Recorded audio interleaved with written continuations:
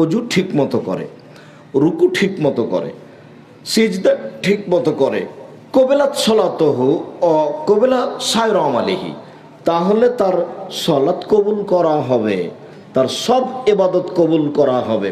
Wine রুদ্দাত আলাইহি সলাতহু, আর যদি সলাত তার কাছে প্রত্যাখ্যান করা হয়, রুদ্দাত আলাইহি সায়র আমালিহি, তাহলে তার সব আমল বাতিল বলে গণ্য হবে, সব প্রত্যাখ্যান করা হবে, কোনো ইবাদত কবুল হবে না।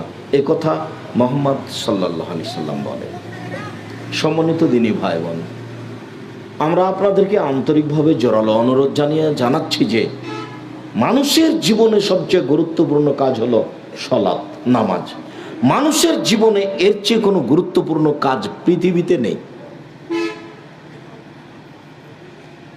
সেটা বাপ মায়ের সেবা হোক, সেটা কোরআন তেলাওয়াত হোক, সেটা তাসবিহ তাহলিল হোক, সেটা জিকির আজকার হোক, সেটা হজ করা হোক, সেটা দান খায়রাত হোক, সেটা মানুষের সেবা করা হোক, পৃথিবীতে এমন কোনো ইবাদত নেই যেটা সলাতের মতো হতে পারে।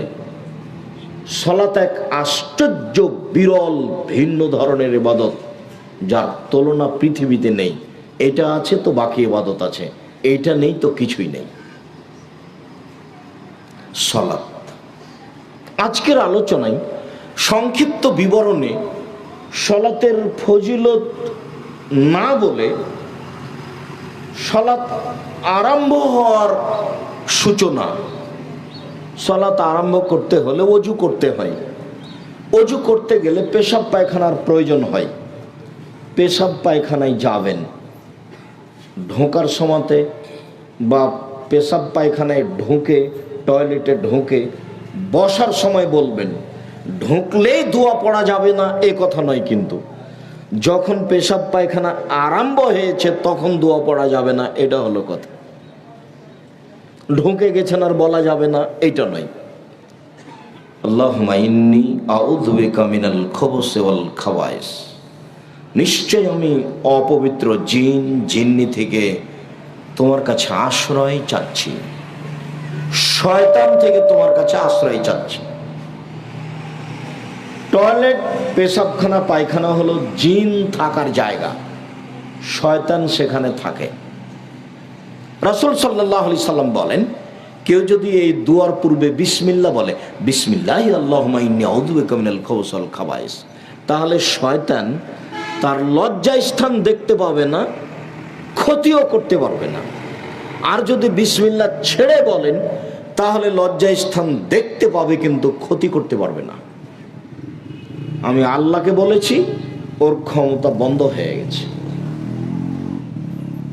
আল্লাহ নবী বলেছেন, বিসমিল্লাহ বলে যে দরজায় দরজা নাই, যে বাড়ির বাহির দরজা নেই, সেই বাড়ির দরজায় যদি বিসমিল্লাহ বলে একটা কাঠখড়ি, একটা টুকরা কিছু বিসমিল্লাহ বলে রেখে দেয়, তাহলে সকাল পর্যন্ত এই দরজা দিয়ে শয়তান ঢুকতে পারবে না। এ কথা মুহাম্মদ সাল্লাল্লাহু আলাইহি সাল্লাম বলেন, হাদিস বুখারী মুসলিম। এর কোনো ক্ষমতা নেই, বিকলাঙ্গ নীতি। দোয়া পড়বেন বিসমিল্লাহ বলে, অন্ধ হয়ে যাবে, আপনাকে দেখতে পাবে না, ক্ষমতা খর্ব হয়ে গেছে।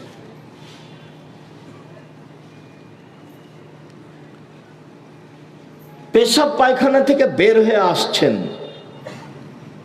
পবিত্রতার বিবরণ। আমরা লকডাউনকে লক্ষ্য করে দীর্ঘদিন ধরে পবিত্রতার বিবরণ দিয়েছি। আসলে করোনা ভাইরাস যদি জীবাণু হয়, তাহলে মাস্ক পরে এটা ঠেকানো যাবে কি না? ধর্মের ইসলামের পবিত্রতা এক অবাক পবিত্রতা, আশ্চর্য। ঘুম থেকে উঠে আপনি হাতটা পানিতে ডুবাতে পাবেন না। ঘুম থেকে হাতটা আগে ভালো করে পরিষ্কার করে ধুইতে হবে, এই কবজি পর্যন্ত। কি হয়েছে যে আমি আগে ধুইব, ব্যাপারটা কি? এরপরে আপনি অজু শুরু করলেন, অজু শুরু করলেন তখন আপনি কবজি পর্যন্ত 3 বার ধুইবেন। তার মানে কবজি পর্যন্ত 3 বার ধৌত না করলে এই হাতটা মুখে পানি দেওয়ার উপযুক্ত হয়নি। একটু পরে তো কোণে পর্যন্ত ধোবই, তখন ধুইলে হাত ধোয়া পড়বে না, কবজি ধোয়া পড়বে না? যখন আমি কোনই পর্যন্ত হাত ধৌত করব, তখন কবজি পর্যন্ত ধোয়া পড়বে কি না? তা আগেই কবজি পর্যন্ত ধুইলাম কেন? তাহলে ধর্মে কোনো বেকার কাজ করা হয় নাকি? তার মানে কবজি পর্যন্ত ধুইলে এ হাত দিয়ে এখন পানি মুখে দেওয়া যাবে, হাত এখন উপযুক্ত হয়েছে।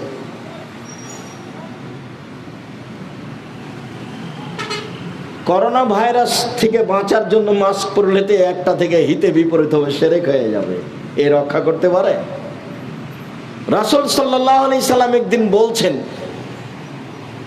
লা ইউদি শাইউন শায়া, কোনো কিছু কোনো কিছুকে অতিক্রম করতে পারে না। লা ইউদি শাইউন শায়া, রোগ জীবাণু একজনের কাছ থেকে আরেকজনের কাছে যেতে পারে না। লা ইউদি শাইউন শায়া, রোগ জীবাণু একজনের কাছ থেকে আরেকজনের কাছে যেতে পারে না। তখন একজন পল্লীর মানুষ দাঁড়ায় বলছে, জি যাই।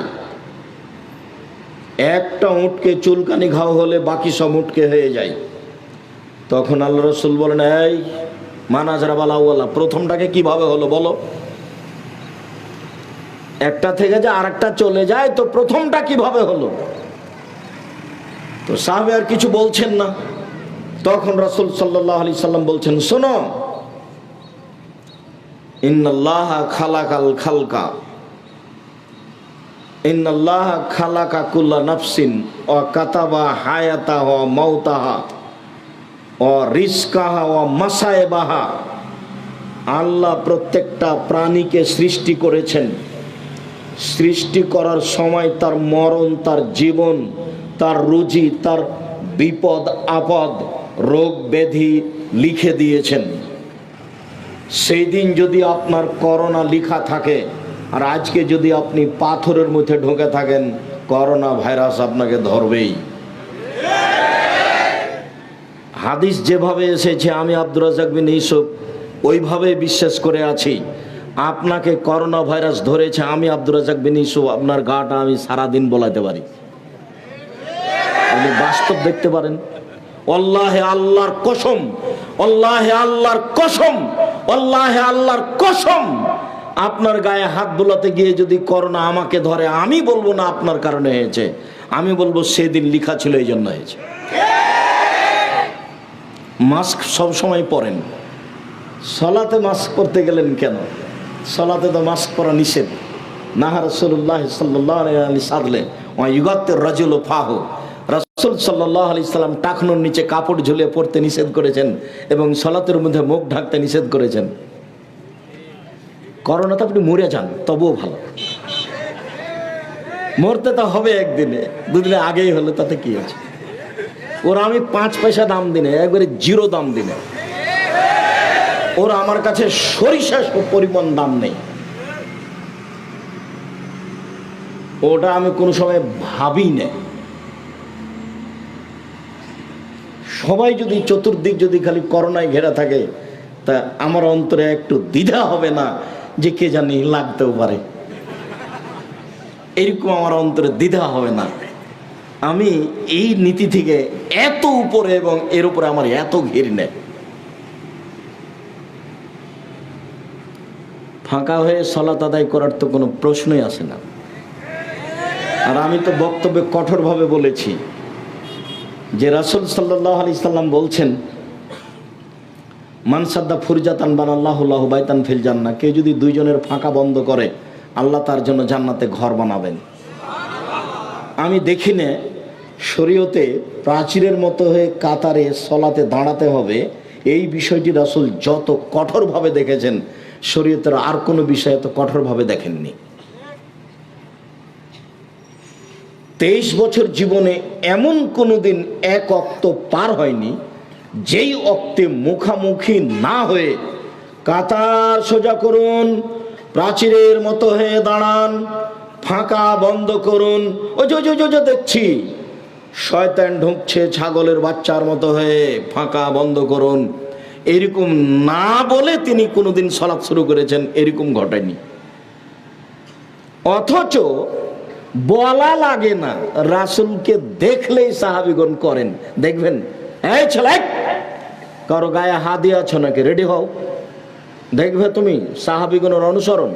23 বছর যাবৎ কথায় কথায় বলতে হবে, কথায় কথায় বলেছেন মানে এর গুরুত্ব দেখিয়েছেন। দেখবে তুমি রাসূল সাহাবীগণের অনুসরণ। এদিকে দেখো, আল্লাহর নবী জুতা পায়ে দিয়ে সালাত আরম্ভ করেছে, তখন জুতাতে ময়লা ছিল। জিবরাইল এসে বলছেন জুতা খুলেন, আল্লাহ রাসূল সালাতের মধ্যে জুতা খুলে দিয়েছে, তো সাহাবীগণও খুলে দিয়েছে। এখন সালাতের পরে আল্লাহ রাসূল দেখছেন সবাই জুতা খুলে দিয়েছে। আল্লাহ রাসূল বলছেন কি ব্যাপার, তোমরা জুতা খুলেছো কেন? তো সাহাবীগণ বলছেন আপনাকে দেখলাম এই জন্য। আরে আরে আমার ব্যাপারটা হলো জিবরাইল আমাকে এসে বললেন যে আপনার জুতাতে ময়লা, সেই জন্য আমি খুলে দিয়েছি। তো তোমাদের জুতাতে ময়লা এটা কে বললো? বলেন তো আমি এ বলে কি দেখাতে চেয়েছি আপনাদেরকে? আনুগত্য, অনুসরণ। অনুসরণ বলা লাগেনি। তার মানে 23 বছর জীবনে কোনো একদিন কোনো এক ওয়াক্ত না বলে তিনি সালাত শুরু করেননি। তার মানে এটা কত গুরুত্ব। এখানে মরে যাওয়া ভালো, ফাঁকা করা তো বহু দূরের কথা। অসম্ভব হতে পারে না। মুহাম্মদ সাল্লাল্লাহু আলাইহি সাল্লামকে আবার পৃথিবীতে আসতে হবে এবং ঘোষণা দিতে হবে, আমি মুহাম্মদ সাল্লাল্লাহু আলাইহি সাল্লাম পৃথিবী জাতির সামনে ঘোষণা দিয়ে যাচ্ছি যে মানুষ 3 ফুট দৌড়ে দৌড়ে দাঁড়াতে পারে সালাতে, যেহেতু কিয়ামত পর্যন্ত আর কোনোদিন আসবেন না, কাজে এই সিদ্ধান্ত আর কোনোদিন পরিবর্তন হবে না। এবং কাবা ঘর কেন, সারা পৃথিবীর মানুষ যদি ফাঁকা হয়ে মরা পর্যন্ত দাঁড়ায় কিয়ামত পর্যন্ত, তবে এর বৈধতা আসবে না। বৈধতা নিয়ে আসতে হলে আবার কাকে আসতে হবে দুনিয়ায়? মুহাম্মদ সাল্লাল্লাহু আলাইহি সাল্লাম। যেহেতু তিনি কিয়ামত পর্যন্ত আর কোনোদিন আসবেন না, কাজের বৈধতা কোনোদিন আর হবে না। সমস্যা কিসের সমস্যা? আল্লাহ নবী বলছেন যে সকালে মুমিন বিকালে কাফের হবে। সেইটা হয়েছে এখন। ইংরেজদের যুগে হাজারো আলেম ওলামা দেশবাসী ধ্বংস হয়ে গেল, তারা শরীয়ত পরিবর্তন করলো না। বুকে হাত বাঁধবে, বলছে ফাঁসি হবে, হবে বুকে হাত বাঁধবো, জোরে আমিন বলবো, ফাঁসি হবে, হবে। এটাই শরীয়ত মনে করে এভাবে থেকে গেছে, দুনিয়া থেকে চলে গেছে, ফাঁসি হয়ে গেছে, পিছনে হটেনি। কে কি বললো, সুন্দর করে শরীয়তকে উপেক্ষা করে সালাত আদায় করছে। বলছিলাম আপনি শরীয়তের পবিত্রতা দেখলে অবাক হয়ে যাবেন। আমি সেই কথার আজকে বিস্তারিত আলোচনা করছি না, আপনারা এমনিতে দেখতে পারেন অনলাইন আল ইতেশাম টিভি। একবারে করোনা লকডাউন থেকে শুরু করে দীর্ঘদিন যাবৎ এই বিষয়ে আমাদের আলোচনা চলেছে। এখনো তারই জের ধরে সলাতের উপরে আলোচনা চলছে। আপনারা জুমার দিনে উপস্থিত হবেন জামিয়া সালাট ডাঙ্গিপাড়া বায়তুল হাম জামে মসজিদে। আপনাদের সামনে বিষয়ে বিস্তারিত বিবরণ নীতিগতভাবে দেওয়া হবে, হবে ইনশাআল্লাহ। বলছিলাম অজু। রাসূল সাল্লাল্লাহু আলাইহি সাল্লাম বলেন, আলা আদুল্লুকুম মায়ামহুল্লাহু বিহিল খাতায়া ওয়া ইয়ারফু বিহি দারাজাত। শোনো শোনো শোনো শোনো, আমি তোমাদের একটা আমলের কথা বলে দিব যাতে তোমাদের পাপ মিটে যাবে, মান বেড়ে যাবে। শোনো শোনো শোনো শোনো শোনো, আমি কি তোমাদের একটা আমলের কথা বলে দিব? বলে দিব নাকি? যাতে পাপ মিটে যাবে, মান বেড়ে যাবে। আলুবালা, হ্যাঁ বলবেন না কেন, বলেন সেটা কি? যাতে মান বেড়ে যাবে, পাপ মিটে যাবে। তখন আল্লাহ রাসূল বলছেন, শোনো শোনো শোনো, এটা হলো ইসবাগুল উযু আলাল মাকারিহি। কষ্টের সময় শীতের দিনে ভালো করে অজু করলে মান বেড়ে যাবে, পাপ মিটে যাবে।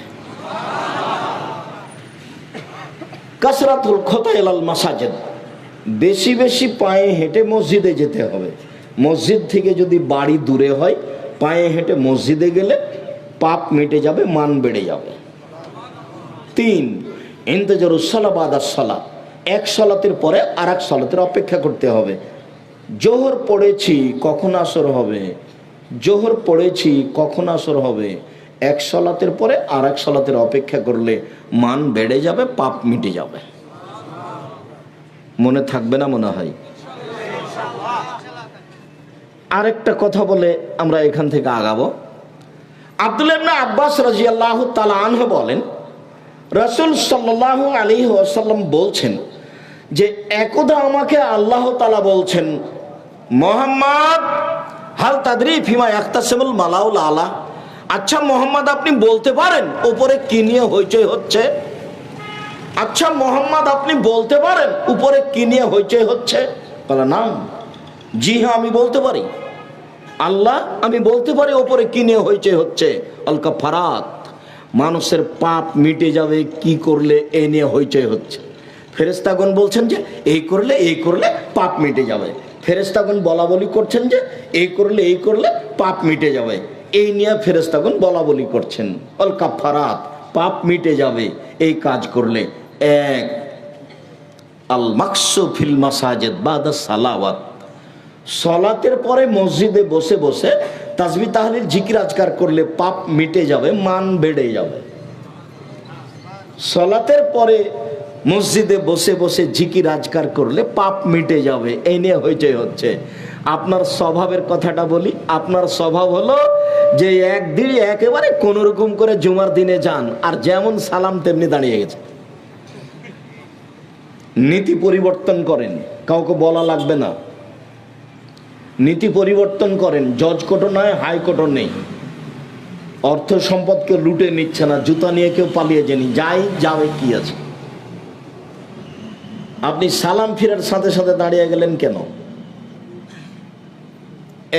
এক, সলাতের পরে মসজিদে বসে জিকির করলে পাপ মিটে যাবে। দুই, অল মাসি আল আকদামিল আল জামাত, পায়ে হেঁটে মসজিদে গেলে পাপ মিটে যাবে। তিন, এসবাগুল ওজুল আল মাকারেহে, কষ্টের সময় শীতের দিনে ভালো করে ওযু করলে পাপ মিটে যাবে, মান বেড়ে যাবে। কথা কিন্তু আমার এইটা, ভালো করে ওযু করলে পাপ মিটে যাবে, মান বেড়ে যাবে। এইবার ওযু 1 মিনিট দেখাচ্ছি ভালো করে, তার আগে আপনাকে দেখাই ওযু শেষে উমর রাদিয়াল্লাহু তাআলা আনহু বলেন, রাসূল সাল্লাল্লাহু আলাইহি ওয়াসাল্লাম বলেছেন, মাইয়াকুল বাদাল ওযু, কেউ যদি ওযুর পরে বলে আশহাদু আল্লা ইলাহা ইল্লাল্লাহু ওয়াহদাহু লা শারীকা লাহু ওয়া আশহাদু আন্না মুহাম্মাদান আবদুহু ওয়া রাসূলুহু, তাহলে তার জান্নাতের সবটি দরজা খুলে দেওয়া হবে। ফালাদখুলু মিনাই বাবিন মিনাল আবওয়াব, সে তখন জান্নাতের যে কোনো দরজাতে ঢুকতে পারে। বুখারী মুসলিম। জান্নাতের যে কোনো দরজায় ঢুকতে পারে, বুখারী মুসলিম। আপনি ওযুর পরে যদি বলেন আশহাদু আল্লা ইলাহা ইল্লাল্লাহু ওয়াহদাহু লা শারীকা লাহু ওয়া আশহাদু আন্না মুহাম্মাদান আবদুহু ওয়া রাসূলুহু, আমি সাক্ষ্য দিচ্ছি আল্লাহ ছাড়া কোনো মাবুদ নাই, আমি সাক্ষ্য দিচ্ছি মুহাম্মদ আল্লাহর রাসূল, তার কোনো শরীক নাই আল্লাহর, এই দোয়া যদি আপনি পড়েন ওযুর পরে, তাহলে জান্নাতের 8টি দরজা খুলে দেওয়া হবে, যেটা দিয়ে আপনার ইচ্ছা প্রবেশ করবেন। আব্দুর রাজ্জাক সাহেব, আমরা যে মুখস্থ করেছিলাম আল্লাহুম্মা জাল্লি মিনাত তাওবিন ওয়া জাল্লি মিনাল মুতাতাহিরিন, আল্লাহ তুমি আমাদেরকে তওবাকারীদের অন্তর্ভুক্ত করো, তুমি আমাদের পবিত্রদের অন্তর্ভুক্ত করো। হ্যাঁ, এটা বলতে পারেন, হাদিস ঠিক আছে, তবে নেকি কি হবে তা রাসূল সাল্লাল্লাহু আলাইহি ওয়াসাল্লাম বলেননি। নেকি হবে, তবে কি হবে এমনটা বলেননি। আর যদি এই কালেমা পড়েন তাহলে সব দরজা খুলে গেছে। সুন্দর ওযু, 1 মিনিট পেশাব পায়খানা থেকে ফিরে এসে সুন্দর করে ওযু করবেন। আয়েশা রাদিয়াল্লাহু তাআলা আনহা বলেন, কানাত ইয়াদুল ইয়ুমনা লিতামিহি ওয়া লিতাহুরিহি, রাসূলের ডান হাতটা ছিল ওযুর জন্য আর খাদ্য পানির জন্য। ইয়াদুহুল ইসরা লিখালাইহি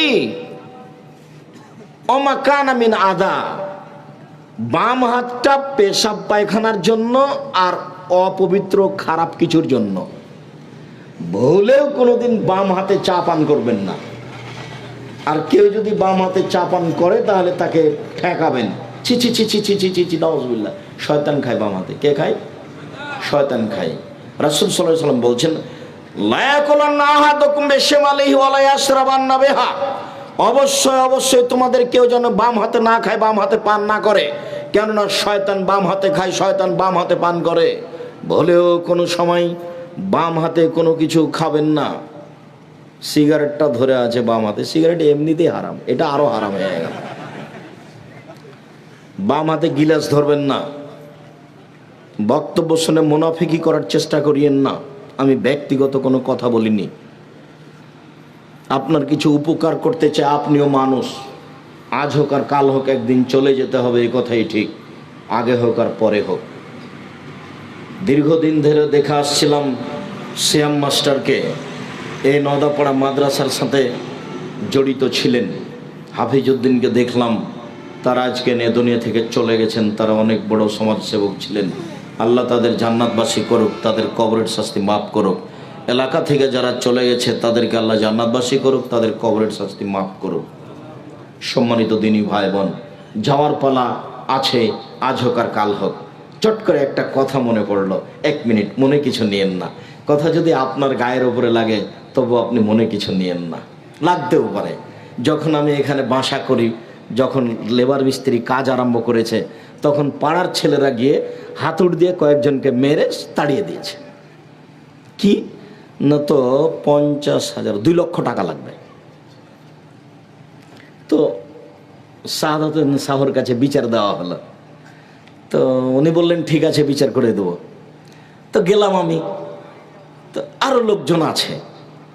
একটা লোক স্বাধীন নামে, ওই পাড়ার স্বাধীন তার নাম, তো খুব জোরে চিল্লাচিল্লি করছে, বলছে যে হ্যাঁ আপনি যারা কাজ করবে তাদেরকে বলে লেবার মিস্ত্রি নেননি, এরকম কিছু বলছে। তো অনেক লোকজন আছে। তো ইতিমধ্যে মুকশেদ মণ্ডল লাভ দিয়ে উঠে বলছেন, এই তোর কিসের বিচার রে, যা, এখানে কোনো বিচার নেই। তো শাহাদাত হোসেন শাহ তার মুখের উপরে কিছুই বললেন না, একেবারে কিছুই না, চুপ হয়ে থেকে গেল। বৈঠক ভেঙে গেল, সবাই চলে গেল। আমাকে বলে পাঠানো হলো যে ওনাকে কাজ করতে বলবেন, কোনো সমস্যা নেই। ঠিকই পরের দিন লেবার মিস্ত্রি কাজ করছে, কোনো সমস্যা নেই। তো মুকশেদ মণ্ডল নেই, এটা হলো মূল কথা। চলে গেছেন, যাওয়ার পালা আছেই, আজ হোক আর কাল হোক। কাজেই কথাকে উপেক্ষা করে কোনো লাভ নেই। কথাকে উপেক্ষা করে করবেন কি, কি হবে এমন কিছুই না। ভুলেও কোনোদিন বাম হাতে খাদ্য পানি ব্যবহার করবেন না। কাউকে দেখলেই নিষেধ করবেন, ছি ছি ছি ছি, বাম হাতে শয়তান খায়। ও কষ্ট পায়, তাকে তিতা লাগুক আর মিঠা লাগুক, তাতে আসে যায় না। বিমানবন্দরে ঢুকে বসে আছি, তো একটা লোক এসে বলছে, চট করে সালাম দিয়ে কথা বলছেন, কথা একটু নরম করে বললে হয় না? আমি বলছি যে আমি তো নরম করে বলতে পারি না, নরম করে বলি না, তার ফলাফল ভালো নয়, এই জন্য। তো বলছেন যে নরম করে বললেও তো হয়। তখন আমি বললাম যে আল্লাহ মাফ করুক, এখন বিমানবন্দরে যে লোকগুলো বসে আছে, যদি জরিপ করা হয় যে কার কথা মেনে চলে মানুষ বেশি, আমি যদি প্রথম না হয়ে আমি জাতির সামনে কথা বলবো না, আপনি তদন্ত করেন। তখন চট করে বলছে আমিও আপনার কথা মেনে চলি। তো অনেক দিন থেকে ভাবছিলাম কোনোদিন দেখা হলে বলবো যে একটু নরম করে বললেও তো হয়। নরম করে বললে হবে না, বক্তব্যের গতি এটা নয়। এই যা খাতাবা, যখন আল্লাহ রাসূল বক্তব্য দিতেন, অহমারা তাই না হো, তার 2 চোখ লাল হয়ে যেত, ওয়াস্তাদা গাজাব হো, তার রাগ বেশি হয়ে যেত, ওয়ালা সাউত হো, তার কণ্ঠ উঁচু হয়ে যেত, কান মনোজোরা যায়, যেন তিনি সৈন্য দলকে ধমক দেখাচ্ছেন, এই করতে হবে সেই করতে হবে। এটা যেন তার বক্তব্যের গতি, যেখান দিয়ে যাবে কেটে ছিঁড়ে চলে যাবে, 20 বছর পরে যেন মনে থাকে। তার নাম বক্তব্য। সে পক্ষে থেকে আর বিপক্ষে থাকে, সে বিপক্ষে থেকে তো বুঝেছে, বিপক্ষে আছে মানে কথাও বুঝেছে। আপনি কথা উল্টে ধরলে আমার আসে যায় না, আমি ওই হিসাব করি না। মক্কা মদিনায় যদি কিয়ামত পর্যন্ত মানুষ ফাঁকা হয়ে দাঁড়ায়, তবু আমি আব্দুর রাজ্জাক বিন ইউসুফ আমার হায়াতের বৈধতার ফতোয়া দেব না। সারা দুনিয়া তো বহুদূরের কথা। এবং আমি তখন কোরআন হাদিস আমার সাথে থাকবে না এই কথা আমি বলবো না। আমি বলবো আমার সাথে কোরআন হাদিস আছে, এই কথা আমি বলবো। আমি তো কোনো বিপদেই পড়িনি। বিপদে পড়লেই ভুল পথে যাব এরকম অনুমোদন আছে কি না? বিপদেই পড়লাম না তার আগে শরীয়তের সন্দেহ এত কিছু আচরণ। ধর্ম পাগল হয়ে গেছে।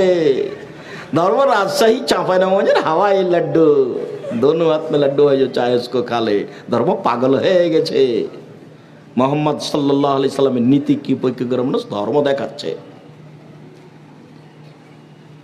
শুনুন সম্মানিত দিনী ভাই বোন, ভুলেও কোনোদিন খাওয়ার জন্য, পবিত্রতার জন্য বাম হাত ব্যবহার করবেন না। পেশাব পায়খানায় বাম হাত ব্যবহার করবেন, শয়তান বাম হাতে খায়। সুন্দর করে ওযু হয়েছে, দোয়া পড়েছি, এইবার সালাত। ওই দিকের আলোচনাটা লম্বা করলাম না, এইখানে একটু আলোচনা করে যাব। সেই জন্য আল্লাহু আকবার বলে সালাতে দাঁড়াতে হবে। আবু হুরায়রা রাদিয়াল্লাহু তাআলা আনহু বলেন, কানা নবী সাল্লাল্লাহু আলাইহি সাল্লাম ইফতাতিহু ইসকুতু বাদা তাকবীরে বাইনা তাকবীরে ওয়া বাইনাল কিরাতে ইসকাতাতান। আল্লাহ রাসূল আল্লাহু আকবার বলার পরে কিছুক্ষণ থেমে থাকতেন। আল্লাহু আকবার বলার পরে কিছুক্ষণ থেমে থাকতেন। তা আমি বললাম, আল্লাহর নবী, আমার পিতামাতা আপনার জন্য উৎসর্গ হোক, আপনি থেমে চুপ থেকে কি বলেন? আপনি যে চুপ থাকেন তো আপনি কি বলেন? তখন আল্লাহ রাসূল বলছেন, আকুলু, আমি বলি, আল্লাহুম্মা বা'id বাইনি ওয়া বাইনা খাতায়ায়া কামা বা'adta বাইনাল মাশরিক ওয়াল মাগরিব। হে আল্লাহ, তুমি আমাকে আর আমার পাপকে অত দূরত্বে করে দাও। আমার মাঝে আর আমার পাপের মাঝে এত দূরত্ব করো, পূর্ব এবং পশ্চিম একটা থেকে আর একটা যত দূরত্বে রয়েছে, মানে পাপ যেন আমার ধারে কাছে না আসে। আল্লাহ নাক্কিনি মিনাল খাতায়া কামা ইয়ানাক্কাস সাবুল আবিজ মিনাদ দানাস। হে আল্লাহ, তুমি আমাকে আমার পাপকে ধুইয়ে দাও ময়লা থেকে, যেমন ভাবে সাদা কাপড়কে ময়লা থেকে ধুয়ে পরিষ্কার করা হয়। আল্লাহ মাগসিল খাতায়া বিল মাই ওয়াস সালজি ওয়াল বারাদ। হে আল্লাহ, তুমি আমার পাপ ধুইয়ে দাও ঠান্ডা পানি দিয়ে, তুষার দিয়ে, বরফ দিয়ে ধুয়ে পরিষ্কার করে দাও। এইটা একটা দোয়া পড়তে পারেন তাকবীরে তাহরিমার পরে। তাকবীরে তাহরিমার পূর্বে একটু কথা বলে রাখি, দাঁড়াবেন, দুই পায়ের মাঝে ফাঁকা রাখবেন, শরীরের ভারসাম্য বজায় রাখতে যতটুকু ফাঁকা রাখা লাগে। দুই পা জমা রাখলে ভারসাম্য রাখা যাবে না। আর মহিলা বৈঠকে চাঁপাইনবাবগঞ্জে বলা হয়েছে যে দুই পায়ের গোড়ালি জমা করে রাখতে হবে, কেননা দুই পা ফাঁকা থাকলে লজ্জাস্থানের যোগাযোগ মাটির সাথে হতে পারে, মাটি অভিশাপ করবে। আবার বৈঠকে বলা হয়েছে, বুবু তুমি যদি সালোয়ার কামিজ পরে থাকো ভালো কথা, আর যদি শাড়ি পরো তাহলে ল্যাঙ্গট পরতে হবে, অন্যথায় নামাজে দাঁড়ালে লজ্জাস্থানের যোগাযোগ মাটির সাথে হবে। বুবু মিথ্যা কথা বলেছেন, ধর্মের নামে একটা অহেতুক নোংরা কথা বলেছে। এত কাপড়ের ব্যবস্থা ছিল না, আর এখানে শিরকি নোংরা কথা কেন? ভুলেও নয়, কখনো নয়। আল্লাহু আকবার বলে সালাতে দাঁড়াবেন, ওযু সুন্দর করে করে আসবেন। ওখানে আর একটা কথা রেখে চলে এসেছি, প্রত্যেকটা অঙ্গকে 3 বার করে ধর নাম সুন্দর ওযু, 3 বার পানি দেওয়া নয়। কবজি পর্যন্ত একবার ধুইতে গিয়ে 10 বার পানি লাগুক। সম্পূর্ণ যখন ভিজে গেছে তখন একবার ধোয়া, ভিজা জায়গায় পানি দিয়ে ধর নাম দ্বিতীয়বার ধোয়া, ভিজা জায়গায় পানি দিয়ে ধর নাম তৃতীয়বার ধোয়া। এ হলো সুন্দর ওযু। কথা বুঝাতে পারিনি? রাসূল সাল্লাল্লাহু আলাইহি সাল্লাম বলেছেন, কেউ যদি সুন্দর করে ওযু করে তারপরে 2 রাকাত সালাত আদায় করে, মনে মনে কথা না বলে, ওয়াজাবাত লাহুল জান্নাহ, সে জান্নাতে যাবেই। জরুরি, জান্নাত তার জন্য জরুরি। সুন্দর করে ওযু করলেন, এ হলো সুন্দর অজু। আল্লাহ আকবার বলার পূর্বে কোনো দোয়া পড়বেন না, অজু করার পরে যে দোয়া পড়েছেন সেটাই। আল্লাহ আকবার বলার পূর্বে বিসমিল্লাহ বলবেন না। আল্লাহ আকবার এটা খুব পাওয়ারফুল শব্দ, খুব ক্ষমতাধর। আল্লাহ আকবার, এর পূর্বে বিসমিল্লাহির রহমানির রহিম, আল্লাহ আকবার জিনা। অজু করার সময় বিসমিল্লাহ বলবেন। যদি অজুর সময় বিসমিল্লাহ না বলেন তাহলে অজু হবে না, এই কথা রাসূল সাল্লাল্লাহু আলাইহি সাল্লাম বলেন। অজু করার পরে মহিলাদের মাথা থেকে কাপড় পড়ে গেলে অজু ভেঙে যাবে, কথা মিথ্যে। অজু করার পরে নখ কাটলে অজু ভেঙে যাবে, কথা মিথ্যে। অজু করার পরে বাচ্চাকে দুধ খাওয়ালে অজু ভেঙে যাবে, কথা মিথ্যে। অজু করার পরে কুকুর ছুঁয়ে নিলে অজু ভেঙে যাবে, কথা মিথ্যে। অজু করার পরে অজু ভেঙে যায় না। কি করলে অজু ভাঙে? পেশাব করলে, কি করলে? পায়খানা করলে, কি করলে? বায়ু আসলে, কি করলে? ঘুমিয়ে গেলে, কি করলে? উটের গোস্ত খেলে। এছাড়া ঘেরা গোসলখানায় পরনে কাপড় নেই, খালি গায়ে গোসল করছেন, এরপর অজু ভেঙে যাবে না। লজ্জা স্থানে যদি হাত পড়ে অজু করা, গোসল করার সময়, তাহলেও কি অজু ভাঙবে না? জিনা ভাঙবে না, পুরুষ নারীর কারো ভাঙবে না। কেউ যদি উত্তেজিত অবস্থায়, জন উত্তেজিত অবস্থায় পুরুষ বা নারী যদি এই বিশেষ অঙ্গে হাত লাগায় তাহলে অজু ভেঙে যাবে। তাছাড়া অজু ভাঙবে না, স্বাভাবিক গোসলে অজু ভাঙবে না। একাধিক সহিহ হাদিস আমরা সময়ে পেশ করেছি। অজুর ব্যাপারে গুরুত্বপূর্ণ কথা থেকে গেল। আল্লাহু আকবার বলে সালাত আরম্ভ করবেন, তবে হাত উঠাবেন কাঁধ পর্যন্ত। কিছু হাদিসে এসেছে কাঁধ সামনাসামনি, কিছু হাদিসে এসেছে কানের লতি সামনাসামনি, কিছু হাদিসে এসেছে কান সামনাসামনি। তাহলে কান সামনাসামনি, কানের লতি সামনাসামনি, কাঁধ সামনাসামনি। সবচেয়ে উপরে গেল কান, তারপরে কানের লতি একটু নেমে আসলো, তারপরে কাঁধ সামনাসামনি আর একটু নামলো। আল্লাহ আকবার বলে এরকম করবেন না। আল্লাহ আকবার, আল্লাহ আকবার, এরকম করবেন না। বুঝাতে পারিনি? এই মাপে সুন্দর করে হাত উঠাবেন। আল্লাহ আকবার। তারপরে বুখারী মুসলিমের হাদিস, কানাস ইউমারুনা আইয়াজার রাজুলু এদাহুল ইমনা আলা জিরাহিল ইসরা। বলা হতো যে, রাসূলের যুগে বলা হতো যে মানুষ ডান হাত বাম হাতের বাহুর উপরে রাখবে, ডান হাত বাম হাতের বাহুর উপরে রাখবে। এবার ধরেন নাভির নিচে যেতে পারবে না। তিনটি সহিহ হাদিস বুকের উপরে রাখা, কবজির উপরে কবজি। চারটি জয়ীফ হাদিস নাভির নিচে রাখা। নাভির নিচে রাখার কোনো হাদিস গ্রহণীয় নেই। বুকের উপরে রাখবেন, হাদিস সহিহ। তারপরে এই সানা পড়বেন, তারপরে আপনি বলবেন আউযু বিল্লাহি মিনাশ শাইতানির রাজিম, মারদুদ বিতাড়িত শয়তান থেকে পরিত্রাণ চাচ্ছি, বিসমিল্লাহির রহমানির রহিম, পরম দয়াতা দয়ালুর নামে আরম্ভ করছি। আউযুবিল্লাহ বিসমিল্লাহর এখানে জরুরি কথা যে, যদি কোরআন মাজিদের আয়াত আরম্ভ করেন তাহলে আউযুবিল্লাহ, আর যদি আয়াত বলতে কোরআন মাজিদের প্রথমে হয়, শুরুতে হয়, তাহলে আগে আউযুবিল্লাহ তারপর বিসমিল্লাহ। আবার ভালো করে মনে করবেন, প্রথমে শুরু করলেন আউযুবিল্লাহ বিসমিল্লাহ বলে সূরা ফাতিহা, তো এখন আউযুবিল্লাহ বিসমিল্লাহ দুটাই বলতে হবে। এখন আর একটা সূরা শুরু করলেন, সূরা ইখলাস, এখন বিসমিল্লাহ বলতে হবে। কিন্তু আরেকটা সূরার প্রথম থেকে শুরু না করে মধ্যে থেকে শুরু করলেন, তখন কি বিসমিল্লাহ বলবেন? জি না। সূরার মধ্যে শুরু করলে বিসমিল্লাহ বলা হবে না। মধ্যে শুরু করলে বাস সূরা ফাতিহা শেষ হয়ে গেল, ওখানে চলে যাব। আলহামদুলিল্লাহি রাব্বিল আলামিন, বিশ্বজগতের প্রতিপালকের প্রশংসা।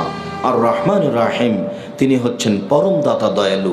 মালিক ইয়াউমিদ্দিন, তিনি হচ্ছেন বিচার দিনের মালিক। ইয়াকা না'বুদু, একমাত্র তোমার ইবাদত করি। ওয়া ইয়াকা নাস্তাঈন, একমাত্র তোমার নিকটে সাহায্য চাই। ইহদিনাস সিরাতাল মুস্তাকিম, তুমি আমাকে সোজা সঠিক পথ দেখাও। সিরাতাল্লাযীনা আন'আমতা আলাইহিম, ওই পথ দেখাবে যেই পথের উপরে তুমি দয়া করেছ। ওদের পথ তুমি দেখাও যাদের প্রতি অনুগ্রহ করেছ। গায়রিল মাগযুবি আলাইহিম ওয়ালাদ-দাল্লিন, ওদের পথ দেখায়ও না যারা ভ্রান্ত। যাদের প্রতি তুমি অভিশাপ করেছ, ওদের পথ তুমি দেখায়ও না। আমিন। এই দীর্ঘ সময় ধরে তোমার দরবারে যে প্রার্থনা করলাম, এই প্রার্থনা তুমি কবুল করো। সম্মানিত দিনী ভাই বোন, আপনাদের সাথে এখানে এই সূরা ফাতিহার সূচনাতে আরেকটি কথা থেকে যাচ্ছে যে আপনাদের সামনে আমি একটা সানা পড়ে দেখালাম, একটা, আল্লাহুম্মা বাঈদ বাইনি ওয়া বাইনা খাতায়ায়া।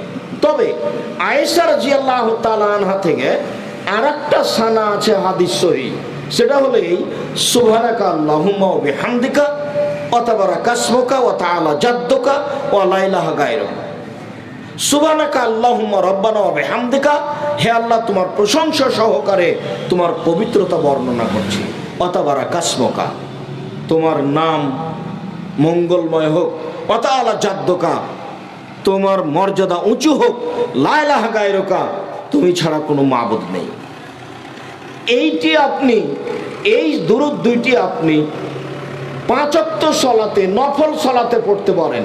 তবে যদি রাতে উঠে সালাত আরম্ভ করেন, তখনকার সানা একটু ভিন্ন। মুখস্থ করতে না পারলেও তো চেষ্টা তো করতে হবে। তো ওখানে দুটা সানা বলে আবার এখানে ফিরে আসছি।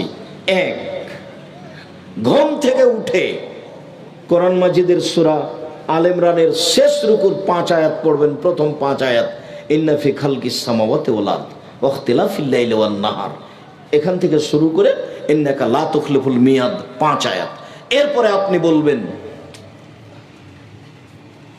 আশহাদু আল্লা ইলাহা ইল্লাল্লাহু ওয়াহদাহু লা শারীকা লাহু লাহুল মুলকু ওয়া লাহুল হামদু ওয়া হুয়া আলা কুল্লি শাইইন কাদির ওয়া সুবহানাল্লাহি ওয়া আলহামদুলিল্লাহি ওয়া লা ইলাহা ইল্লাল্লাহু আল্লাহু আকবার ওয়া লা হাওলা ওয়া লা কুওয়াতা ইল্লা বিল্লাহ রব্বিগফিরলি।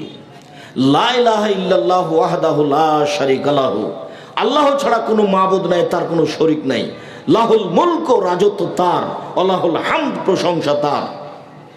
লা ইলাহা ইল্লাল্লাহু ওয়াহদাহু লা শারীকা লাহু লাহুল মুলক ওয়া লাহুল হামদ ওয়া হুয়া আলা কুল্লি শাইইন কাদির, তিনি সর্বশক্তিমান। ওয়া সুবহানাল্লাহি ওয়া আলহামদুলিল্লাহ, আল্লাহর পবিত্রতা বর্ণনা করি। আলহামদুলিল্লাহ, প্রশংসা আল্লাহর। ওয়া লা ইলাহা ইল্লাল্লাহ, আল্লাহ ছাড়া কোনো মাবুদ নাই। আল্লাহু আকবার, তিনি মহান। লা হাওলা ওয়ালা কুওয়াতা ইল্লা বিল্লাহ, বাহ্যিকভাবে এবং আন্তরিকভাবে নড়াচড়া করার কোনো শক্তি নেই। এইটুকু যদি আপনি বলেন, তারপরে রাসূল সাল্লাল্লাহু আলাইহি ওয়াসাল্লাম বলছেন যা দাউস্তুজিবা, এখন যা বলবে সেটাই কবুল করা হবে, যা বলবে সেটাই কবুল করা হবে।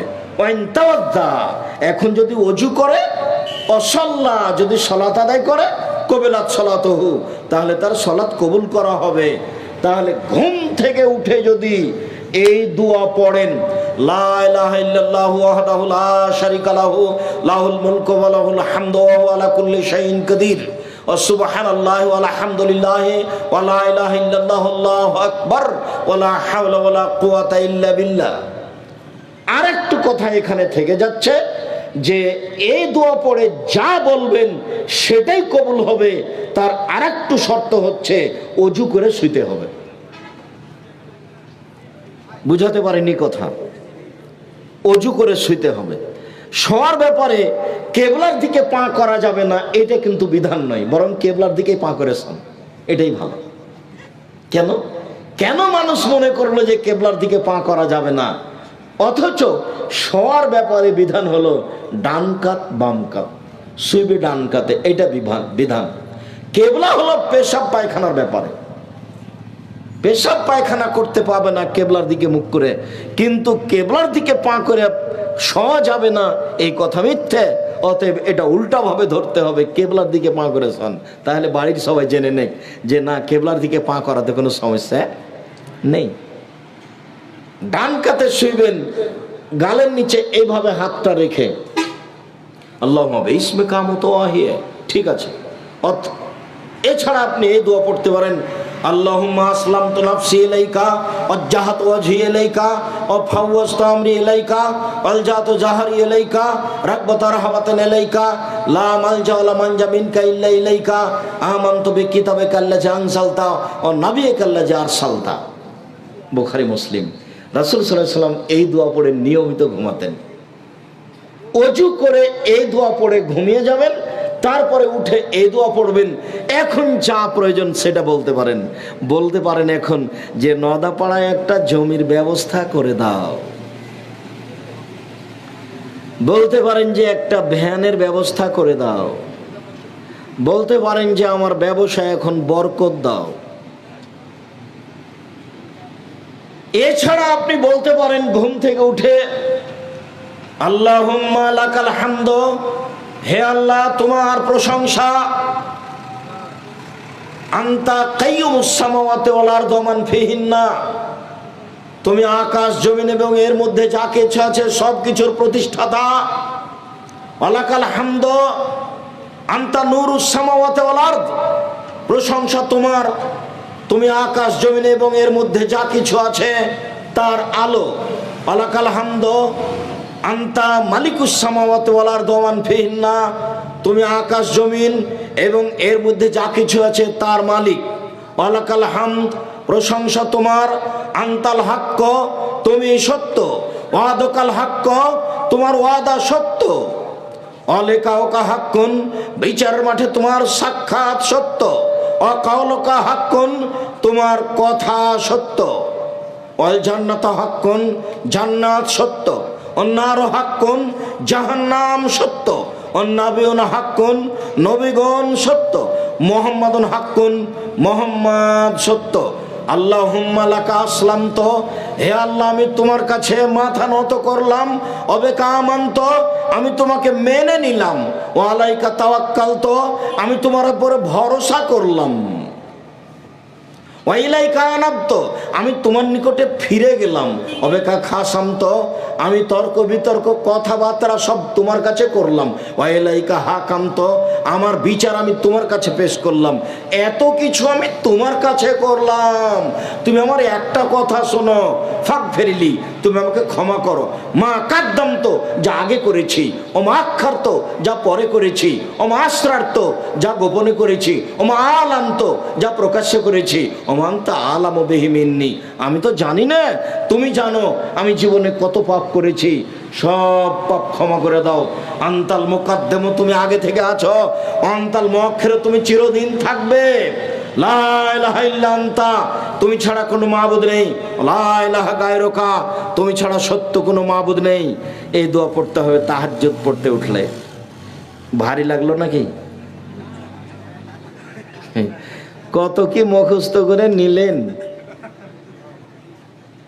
আর কত কি করলেন মিছিলে, আর কত কি বললেন, এটা ভারী লাগলো?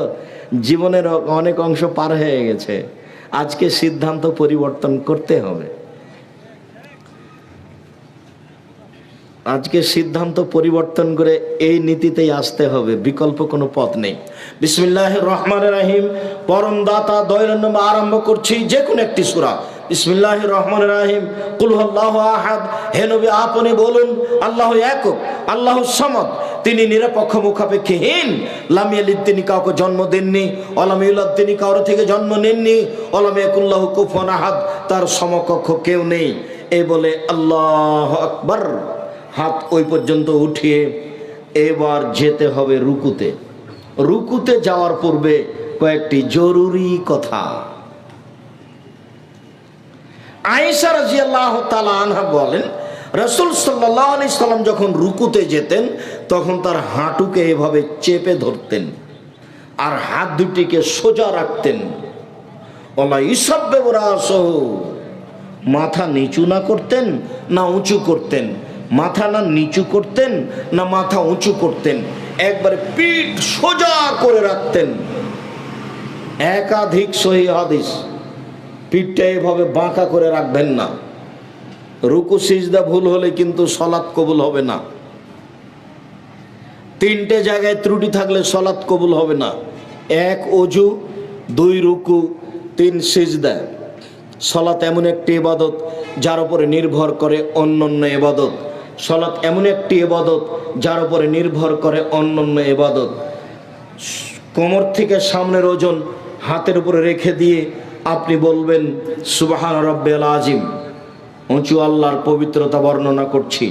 নইলে আপনি বলবেন সুবহানাকা আল্লাহুম্মা রাব্বানা ওয়া বিহামদিকা আল্লাহুম্মা ইগফিরলি, হে আল্লাহ তোমার প্রশংসা সহকারে পবিত্রতা বর্ণনা করছি, তুমি আমাকে ক্ষমা করো।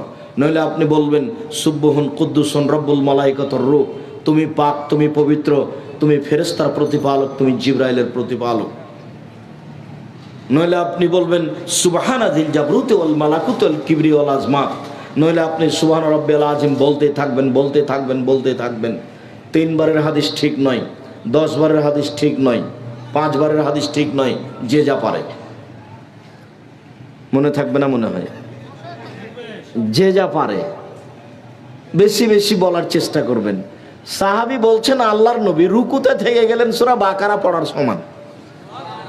সূরা বাকারা 2.5 পারা, মানে হিসাব নিকাশের বাইরে চলে গেল। মানুষই তো করেন, আমি আর আপনি চেষ্টা করলে পারবো, চেষ্টাই করি না, সাহসই করি না, তাহলে কি হবে? এটাও তো একটা গুরুত্বপূর্ণ ইবাদত। রুকুতে এগুলি বলছি। এবার সামি আল্লাহু লিমান হামিদা, একবার সোজা হয়ে দাঁড়াবেন। আল্লাহ ওই লোকের প্রশংসা শুনলো যে তার প্রশংসা করলো। মিলাস সামাতে, আকাশ পরিমাণ প্রশংসা, মিলাল আরদ, জমিন পরিমাণ প্রশংসা, মিলামা বাইনাহুমা, আকাশ জমিনের মধ্যে যে ফাঁকা আছে এই পরিমাণ প্রশংসা, মিলামা শিতা মিন শাইইন বাদ, এরপরে তুমি যত চাও তত তোমার প্রশংসা। এইগুলি বলে আপনি সিজদায় যাবেন। এই ছেলে, এইগুলি বলে আপনি সিজদায় যাবেন। সিজদায় অনেক দোয়া, সুবহান রাব্বিয়াল আলা, এছাড়া দোয়ার বই থেকে অনেক দোয়া মুখস্থ করে নেবেন। অন্যথায় কোরআনের আয়াত ব্যতীত যত হাদিসের দোয়া মুখস্থ আছে সব বলবেন। যদি ঋণ কর্জ থাকে তাহলে বলবেন আল্লাহ মাগফিনি বি হালালিকা আন হারামিক ওয়া আগনিনি বি ফাদলিকা মান সিওয়াকা। আর যদি খুব পাপ ক্ষমা চাচ্ছেন তাহলে বলবেন আল্লাহুম্মা ইন্নাকা আফুবুন তুহিব্বুল আফওয়া ফাফু আন্নি, হে আল্লাহ তুমি ক্ষমাশীল, ক্ষমাকে ভালোবাসো, আমাকে ক্ষমা করো। আর যদি মনে করেন যে আমি কত কি চাচ্ছি ঠিক বলতে পারি না, অনেক কিছু চাই, বাড়ি ঘর জমি জায়গা চাই, তাহলে আপনি বলবেন আল্লাহুম্মা রাব্বানা আতিনা ফিদ দুনিয়া হাসানাতাও ওয়া ফিল আখিরাতি হাসানাতাও ওয়া কিনা আযাবান নার। যখন আপনি এই আয়াতের সাথে আল্লাহুম্মা লাগিয়ে দিবেন তখন এটা আর কোরআন মাজিদের আয়াত থাকবে না। কোরআন মাজিদের আয়াত রুকু সিজদায় পড়া নিষেধ। কিন্তু যখন আপনি এভাবে বলবেন আল্লাহুম্মা রাব্বানা আতিনা ফিদ দুনিয়া হাসানাতাও ওয়া ফিল আখিরাতি হাসানাতাও ওয়া কিনা আযাবান নার, হে আল্লাহ তুমি আমাকে ইহকালে কল্যাণ দাও, পরকালে কল্যাণ দাও, তুমি আমাকে জাহান্নাম থেকে বাঁচাও, তখন এটা হাদিসের দোয়া হয়ে যাবে। আপনি সিজদায় এই দোয়া পড়তে পারেন। সিজদায় বেশি বেশি দোয়া কবুল হয়। রাসূল সাল্লাল্লাহু আলাইহি সাল্লাম বলেছেন সিজদা হচ্ছে দোয়া কবুলের জন্য উপযুক্ত জায়গা। রাসূল সাল্লাল্লাহু আলাইহি সাল্লাম বলেন উমিরতু নাসজুদ আলা সাবাতে আযম, আমাকে 7 হাড়ের উপরে সিজদা করতে বলা হয়েছে। নাক কপাল 1, 2 হাত 3, 2 হাঁটু 5, 2 পায়ের বৃদ্ধাঙ্গুল, এ হলো 7 হাড়ের উপরে সিজদা করতে বলা হয়েছে। নাক কপাল একবারে আগিয়ে রাখবেন যাতে করে আপনার এই শরীরটা লম্বা হয়। আর পাগুলি জমা করে রাখবেন, 2 পায়ের মাঝে ফাঁকা রাখবেন না। হাতগুলিকে কানের পাশে রাখবেন, নইলে কাঁধ সামনাসামনি রাখবেন, উঠিয়ে রাখবেন। রাসূল সাল্লাল্লাহু আলাইহি সাল্লাম বলেছেন কুকুর যেভাবে হাত মাটির উপরে বিছিয়ে দেয় তোমরা এইভাবে হাত মাটির উপরে বিছিয়ে দিও না, কোনোইকে উঁচু করে রাখো। নারী পুরুষ সবাই কোনোই উঁচু করে রাখবে। আপনি বলবেন সুবহান রাব্বিয়াল আলা, আরও অনেক দোয়া। এরপরে আপনি উঠে আসেন আল্লাহুম্মা গফিরলি ওয়ারহামনি ওয়াহদিনি ওয়াফিনি ওয়ারযুকনি, হে আল্লাহ তুমি আমাকে খেতে দাও, আমাকে রুজি দাও, আমাকে বরকত দাও, আমাকে বেকায়দায় ফেলো না, এরপরে আপনি আবার সিজদায় যাবেন, দোয়া পড়বেন, যত দোয়া আপনার মুখস্থ আছে কোরআন মাজিদের আয়াত ব্যতীত। এরপরে উঠে আসেন, এ হলো এক রাকাত, এভাবে আর এক রাকাত। এবার আপনি আত্মাহিয়াতের বৈঠকে বসেছেন, বাম হাতের আঙ্গুলগুলি জমা জমা করবেন, বাম পায়ের পাতার উপরে বসবেন, ডান হাত এই দুটি আঙ্গুল জমা করবেন, তৃতীয় আঙ্গুলের নখের উপরে বৃদ্ধ আঙ্গুলের পেটটা রেখে হাঁটুর করে রেখে দিবেন। এই আঙ্গুলটা অবিরাম নড়বে, এই আঙ্গুলটা অবিরাম নড়বে। আত্তাহিয়াতু লিল্লাহি ওয়াসসালাওয়াতু ওয়াত-তাইয়্যিবাতু, সমস্ত ইবাদত আল্লাহর জন্য। আসসালামু আলাইনা ওয়া আলা ইবাদিল্লাহিস সালিহিন, শান্তি আমাদের উপরে, শান্তি সকল ভালো মানুষের উপরে। আশহাদু আল্লা ইলাহা ইল্লাল্লাহু ওয়াহদাহু লা শারীকা লাহু ওয়া আশহাদু আন্না মুহাম্মাদান আবদুহু ওয়া রাসূলুহু, আমি সাক্ষ্য দিচ্ছি আল্লাহ ছাড়া কোনো মাবুদ নেই, আমি সাক্ষ্য দিচ্ছি মুহাম্মদ সাল্লাল্লাহু আলাইহি সাল্লাম তার বান্দা এবং তার রাসূল। আল্লাহুম্মা সাল্লি আলা মুহাম্মাদি ওয়া আলা আলি মুহাম্মাদ কামা সাল্লাইতা আলা ইব্রাহিম ওয়া আলা আলি ইব্রাহিম ইন্নাকা হামিদুম মাজিদ। হে আল্লাহ, তুমি মুহাম্মদ সাল্লাল্লাহু আলাইহি সাল্লাম ও তার বংশধরের প্রতি শান্তি অবতীর্ণ করো, যেমনভাবে ইব্রাহিম আলাইহিস সালাম ও তার বংশধরের প্রতি শান্তি অবতীর্ণ করেছিলে। তুমি প্রশংসনীয়, তুমি জ্ঞানী। আল্লাহুম্মা বারিক আলা মুহাম্মাদি ওয়া আলা আলি মুহাম্মাদ কামা বারাকতা আলা ইব্রাহিম ওয়া আলা আলি ইব্রাহিম ইন্নাকা হামিদুম মাজিদ। হে আল্লাহ, তুমি মুহাম্মদ সাল্লাল্লাহু আলাইহি সাল্লাম ও তার বংশধর প্রতি বরকত নাজিল করো, যেমনভাবে ইব্রাহিম আলাইহিস সালাম ও তার বংশধরের প্রতি বরকত নাজিল করেছিলে। তুমি প্রশংসনীয়, তুমি জ্ঞানী। আল্লাহুম্মা ইন্নী যালামতু নাফসি যুলমান কাসীরা, হে আল্লাহ, জীবনে খুব পাপ করেছি, ফাগফিরলি, তুমি আমাকে ক্ষমা করো। মাগফিরাতাম মিন ইনদিক, ক্ষমা একমাত্র তোমার পক্ষ থেকে হয়ে থাকে। ওয়ারহামনি, তুমি আমার উপর দয়া করো। ইন্নাকা আনতাল গাফুর রহিম, তুমি যে দয়াশীল, তুমি যে ক্ষমাশীল, তুমি যদি দয়া না করো, তুমি যদি ক্ষমা না করো, কে আমার প্রতি দয়া করবে, ক্ষমা করবে? আল্লাহুম্মা আউযু বিকা মিন আযাবি জাহান্নাম, হে আল্লাহ, আমি তোমার কাছে জাহান্নাম থেকে বাঁচতে চাই। ওয়াউযু বিকা মিন আযাবিল কবর, আমি তোমার কাছে কবরের শাস্তি থেকে বাঁচতে চাই। ওয়াউযু বিকা মিন ফিতনাতিল মাসীহিদ দাজ্জাল, তোমার কাছে দাজ্জালের ফিতনা থেকে বাঁচতে চাই।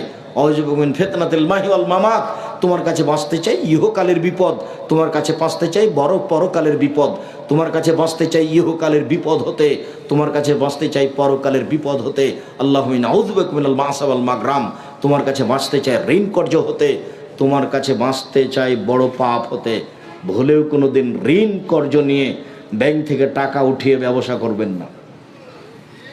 ব্যাংকে চাকরি করেন, সেই জন্য লোন নিয়ে বাড়ি করেছেন, মরলেই বোঝা যাবে কাজ উলট পালট হয়ে গেছে। আল্লাহ রাসূল বললেন, এ লোকের ঋণ আছে, জি, তা আমি গেলাম, তোমরাই জানাজা করো। যার ঋণ আছে তার জানাজা নেই। ভুলে কোনোদিন ঋণ নিয়ে জীবিকা নির্বাহ করার চেষ্টা করবেন না। আমি আপনাদের বহুদিন পরামর্শ দিয়েছি, এমনভাবে ব্যবসা শুরু করেন 200 টাকা হলেই হবে। 200 টাকার ব্যবসা দেশে আছে, তা আপনি কোটি টাকা দিয়ে ঋণ নিয়ে কাজ করতে যাবেন কেন? কথা চট করে এই কথাটাতে মনে পড়ে গেল, আব্দুল্লাহ যে কথা বলল যে রাজশাহীতে বোনকে জমি দেওয়া হয়, তো সেই লোক কি যেন ডক্টরেট করছে কি বিষয়ে, তো আমার কাছে আসলে সে কিছু জিজ্ঞাসা করছে। তো জিজ্ঞাসার এক পর্যায়ে আমাকে বলছে যে আপনার আব্বা তো মারা গেছেন। বলে জি। তো জমি জায়গা? বলে আমার আব্বাকে মাটি দেওয়ার পরে জমি জায়গা ভাগ করার পরে খেয়েছি। বলছে যে আমি এই কথাটা নোট করে নিলাম, এই কথাটা আপনার থেকে যাবে আমার বইয়ে, সেটা আপনার ব্যাপার। আমার আব্বাকে মাটি দিয়ে এসে আগে জমি জায়গা ভাগ করে খাওয়া দাওয়া করেছি। যদি জমি জায়গার ভাগ আমরা নিই না, আমি তো কিছু চিনি, আমার ছোট ভাই জমি চিনি না। যেটুকু আমার আবার জমি, আমার বোনেরা ওদের স্বামীরাই জমি চাষ করে খায়, আমরা ওটা নিয়ে কোনোদিন খেয়াল করিনি, ওটা হিসাবও করি না, ওখানে কি হয় তা কোনোদিন জিজ্ঞাসাও করি না। তো আমি আপনাদের অনেক বলেছি অনেক সময় যে আপনার দাদা মারা গেছেন, তো আপনার বাপ জমি ভাগ পাবে সকালে আর আপনার ফুফু পাবে বিকালে, এরকম কি না? দুইজন একসাথে, দুইজন একসাথে, এটাই শরীয়ত। এবং এটাই ভাবতে হবে, কারো হক মেরে খেয়ে এই জীবিকা নির্বাহ করে কোনো সফলতা আসবে না। জীবিকা নির্বাহের উপরে খুব সতর্ক হয়ে যান। এইসব জীবিকা নির্বাহের প্রয়োজন নাই, যাতে অবৈধ উপার্জন আছে। মধ্যেখানে আরেকটা জরুরি কথা থেকে গেল, জীবনে একটা কাজ কোনো সময় আপোষ করবেন না, সেটা হলো সলাৎ, নামাজ। একটু পরে পড়ব, এই কথা জীবনে কোনো দিন বলবেন না। 2, হালাল রুজি জীবন বাজি রেখে হলেও করতে হবে। 3, কোরআন মাজিদ তেলাওয়াত করা। 4, দোকানপাটে বসে গল্প জমাবেন না। এই 4টে কথা মনে রাখবেন। আমি সলাতের শেষের দিকে আসছি, তবে আপনাকে আমি জরুরি অনুরোধ করে সলাতের সাথে সাথে এই 4টে কথা মনে রাখার জন্য অনুরোধ জানাচ্ছি। 1, 5 ওয়াক্ত সলাতের সাথে কোনো সময় আপোষ করবেন না, ছেলে মেয়ে বউ বেটি সবাই। 2, হালাল রুজি। 3, কোরআন তেলাওয়াত। 4, দোকানপাটে বসে গল্প। দোকান বসবেন, ওখানে টিভি চলছে, জীবনটা একেবারে 16 আনায় মিছে। আর ছেলে মেয়েকে এত মোবাইল ব্যবহার করতে দিবেন না, এগুলো সব বন্ধ করতে হবে। সমাজের জাতির ছেলে মেয়ের চরিত্র আপনার সহযোগিতায় ধ্বংস হয়ে যাচ্ছে, এটা আপনাকে খুব ভালোভাবে খেয়াল করতে হবে আহাল পরিবারের ওপরে। আর মুসলিম বোন, আমি আপনাকে অনুরোধ জানিয়ে বলছি, আপনি গভীর রাত মনে করে হয়তো বা কষ্ট পাচ্ছেন বা চলে গেছেন, আপনার জন্য জান্নাতের সব দরজা খোলা। এদিকে দেখেন 4টা কাজ করতে পারলে, 1, 5 ওয়াক্ত সালাত আদায় করবেন। 2, রমজান মাসে সিয়াম পালন করবেন। 3, স্বামীকে মেনে চলবেন, তিতা লাগলেও মিঠা লাগলেও। স্বামীকে মেনে চলতে হবে, এই কথাই ঠিক, তিতা লাগলেও মিঠা লাগলেও। 4, জেনায় লিপ্ত হবেন না। যদি কোনো দিন দুর্ঘটনা হয়ে গিয়েও থাকে, তাহলে তওবা করেন, ভালো পথ ফিরে আসতে পারবেন, ভালো পথে ফিরে আসতে পারবেন ইনশাআল্লাহ। 4টা কাজ থেকে বিরত থাকেন, 4টা কাজ করেন, জান্নাতের সব দরজা খোলা। 1, 5 ওয়াক্ত সালাত আদায় করবেন। 2, রমজান মাসের সিয়াম পালন করবেন। 3, স্বামীকে মেনে চলবেন, তিতা লাগলেও মিঠা লাগলেও। অনেক সময় স্বামীকে মেনে চলা যায় না, তার মুখের গালি, তার অকথ্য ভাষা অনেক কষ্ট দেয়, যার কারণে মনটা খুব কষ্ট পায়। 1 গ্লাস পানি চাইলে গ্লাসটা নিয়ে সামনে গিয়ে একবারে থেকনা দিয়ে রেখে দেওয়া হয়। সেটা যাই হোক, যেহেতু এর সাথে সংসার করছেন, কাজেই স্বামীকে মেনেই চলতে হবে, যতই খারাপ লাগুক। আমার আর আপনার কিছু করার নেই, রাসূল সাল্লাল্লাহু আলাইহি ওয়াসাল্লাম এভাবে বলেছেন। 4, জেনায় লিপ্ত হবেন না, জান্নাতের সব দরজা খোলা। আপনাকে আরও একটি অনুরোধ করে যাচ্ছি, জরুরি প্রয়োজন ছাড়া বাড়ির বাইরে যায়েন না। জরুরি প্রয়োজন ছাড়া বাড়ির বাইরে যায়েন না। বাড়ির বাইরে গিয়ে নিজের মান সম্মান রক্ষা করা যাবে না। কোনো মহিলা বাড়ির বাইরে গিয়ে তার মান সম্মান রক্ষা করতে পারে না। কোনো মহিলা পয়সা উপার্জন করে, চাকরি বাকরি করে মান সম্মান রক্ষা করতে পারে না।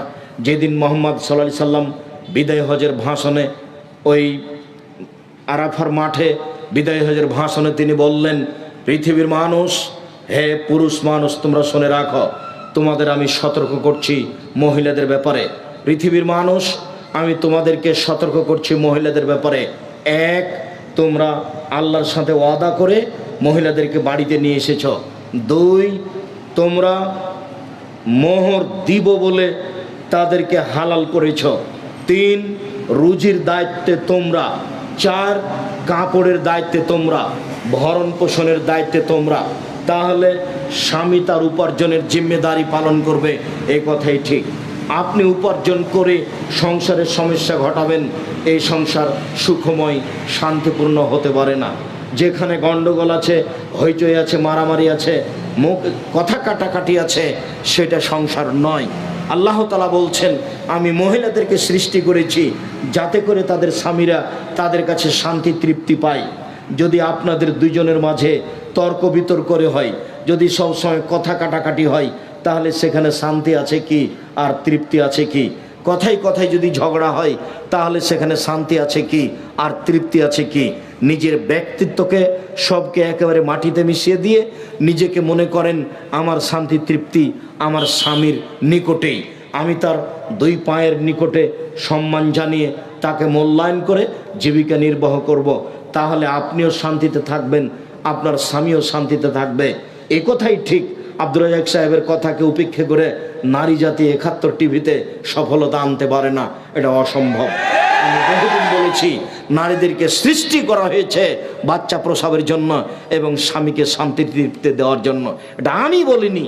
এসব টিভির আমি 5 পয়সা দাম দিই না। আপনি কি মনে করেন ও শতবার বললেও আমাকে হিসাব করে তাকে কথা বলতে হবে, এই কথা আমি কোনোদিন ভাবিনি। জাতির কলঙ্ক নারী হচ্ছে বেগম রোকেয়া, আমাকে নতুনভাবে বলতে হবে না। আমি সেদিনে বলে এসেছি বেগম রোকেয়া কেমন নারী সেটা আপনাকে যদি জানতে হয় তাহলে কেন হব অবরোধবাসিনী বই পড়তে হবে।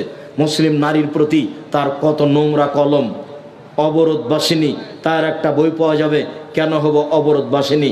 নারীকে সৃষ্টি করা হয়েছে শান্তি তৃপ্তির জন্য, এ কথা আমি বলিনি, এ কথা আল্লাহ বলেছেন।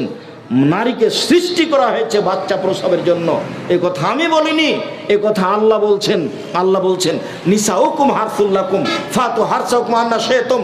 পৃথিবীর মানুষ, তোমরা তোমাদের স্ত্রীর কাছে তোমাদের খেতে আসো, তোমাদের জমি, তোমাদের স্ত্রী তোমাদের জমি, তোমাদের স্ত্রী তোমাদের ক্ষেত, তোমরা তোমাদের জমিতে তোমাদের খেতে আসো তোমাদের ইচ্ছা মতো, যেভাবে তোমাদের ইচ্ছা হয় সেভাবে। সকালে কি, বিকালে কি, দুপুরে কি, ভরা পেটে কি, খালি পেটে কি, চন্দ্রগ্রহণ লাগলেই কি, সূর্যগ্রহণ লাগলেই কি আর না লাগলেই কি, সফরে বের হচ্ছেন না হচ্ছেন কোনোটার সাথে সম্পর্ক নেই, এ কথা আল্লাহ তাআলা বলেন।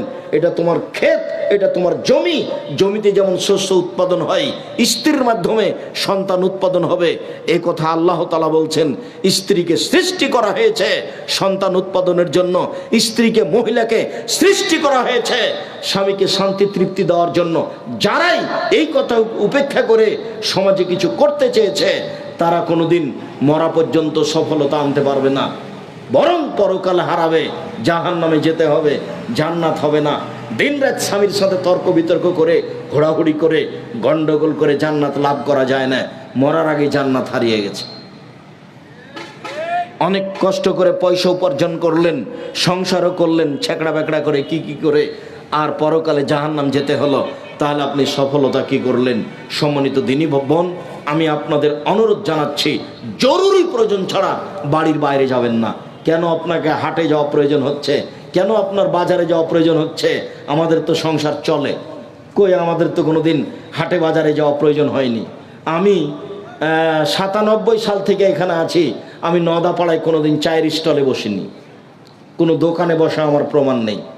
কই আমার দিন তো চলছে, আটকে নেই তো। আমরা তো কোনোদিন হাটে বাজারে যাই না, আমাদের বাড়ি থেকে কোনো সময় হাটে বাজারে যায় না। আমাদের বাড়ির মহিলারা কোনোদিন বাজার থেকে কোনো জিনিস কিনা প্রয়োজন মনে করে না। আমরা তো বেঁচে আছি, দেশে আছি তো, চলছে তো। নিজে হাট বাজার করলেন, পাপ উপার্জন করলেন, আবার স্বামীর সাথে ভালো সংসার করতে পারলেন না, তো কি হলো তাহলে? কোনটা হলো? ইহকালও গেল, পরকালও গেল। মর্মে সকল দিনই ভাই বোনকে বিষয়টি জোরালোভাবে দেখার জন্য অনুরোধ জানাচ্ছি।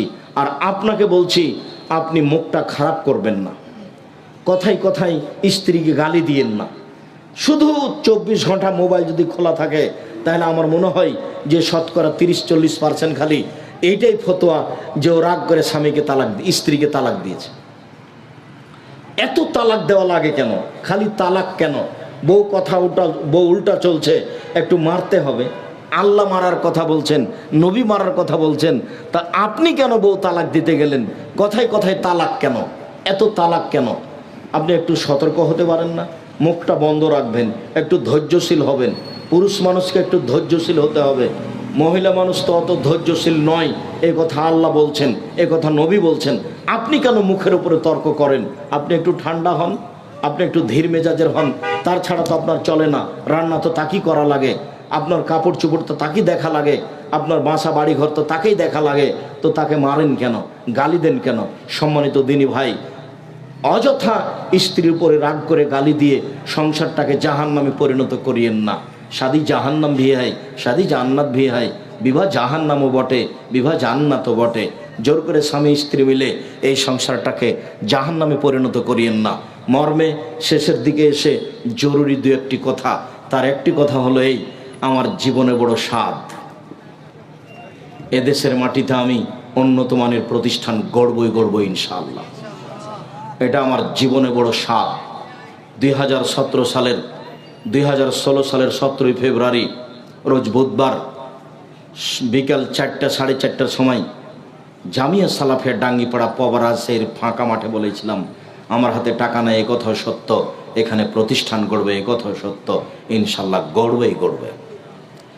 কিভাবে হবে তা আমি জানি না, তবে হবে নিশ্চিত, ইনশাল্লাহ হবে। বিশাল প্রতিষ্ঠান, এদেশের সবচেয়ে বড় প্রতিষ্ঠান।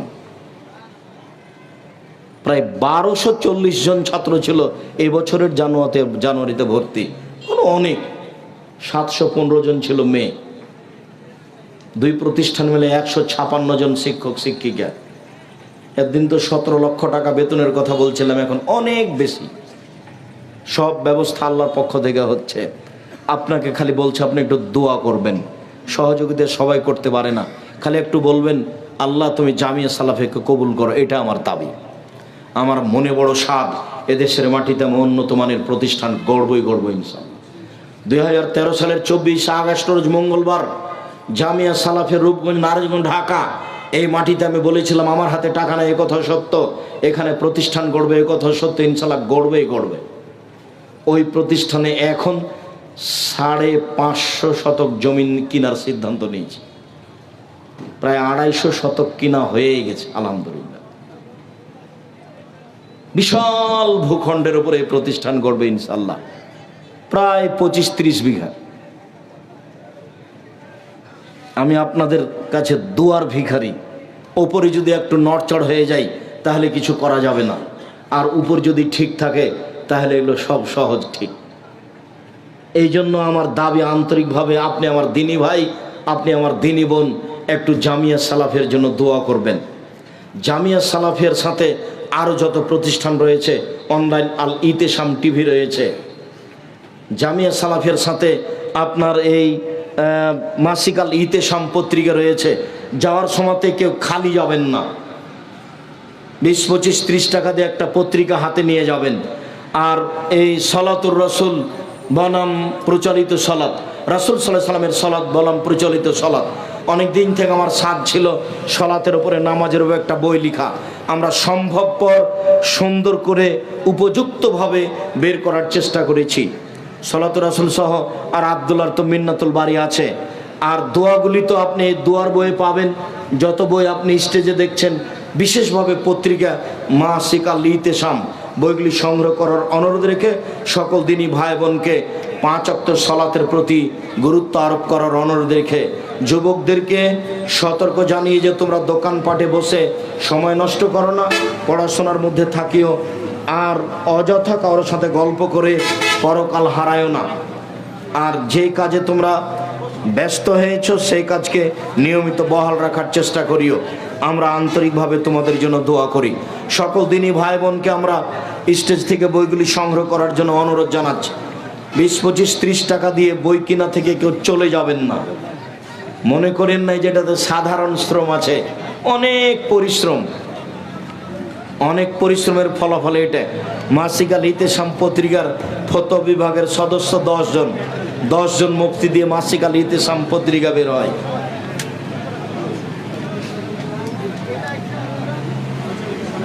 জিজ্ঞাসা, ভাস্কর্য ইস্যুতে তাওহীদি জনতার করণীয় কি? ভাস্কর্য মূর্তির মধ্যে কোনো পার্থক্য নেই। এই সব বক্তব্য আমার কঠোরভাবে আছে, নতুনভাবে কিছু বলার প্রয়োজন আছে তা আমি মনে করি না। আর যারা পার্থক্য দেখিয়েছে ভাস্কর্য মূর্তির, তাদের বিচার দুইবার হবে, ইহকালও হবে পরকালও হবে।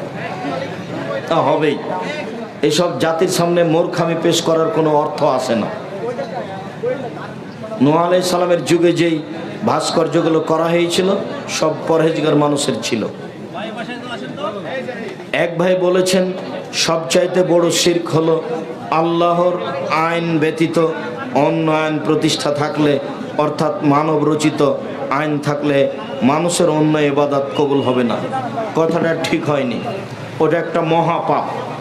আল্লাহর সাথে শিরক করা সবচেয়ে বড় পাপ। এটা শিরকের অন্তর্ভুক্ত কিনা এটাই অস্পষ্ট। কবরে গেলে সবচেয়ে বড় পাপ হয়, কবরের কাছে কিছু চাইলে বড় পাপ হয়, পীর সাহেবের কাছে বাচ্চা চাইলে বড় পাপ হয়, কবরে মানত মানলে বড় পাপ হয়। দিনী ভাই বোন সবাই বইগুলির প্রতি লক্ষ্য রাখবেন। আর মিন্নাতুল বারী হচ্ছে আব্দুল্লাহর লেখা, বুখারীর বাংলা ব্যাখ্যা ব্যতিক্রম। বুখারীর বাংলা ব্যাখ্যা মিন্নাতুল বারী। অন্যান্য যা বই আছে সবই দেখবেন।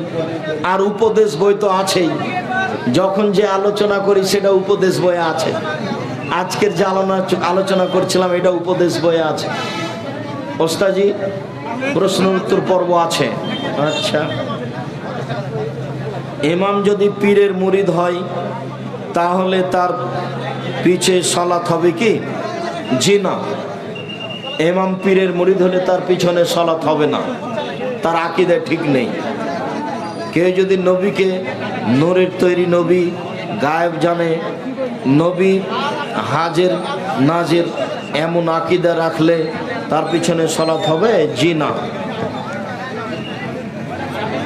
শায়েখ আসসালামু আলাইকুম,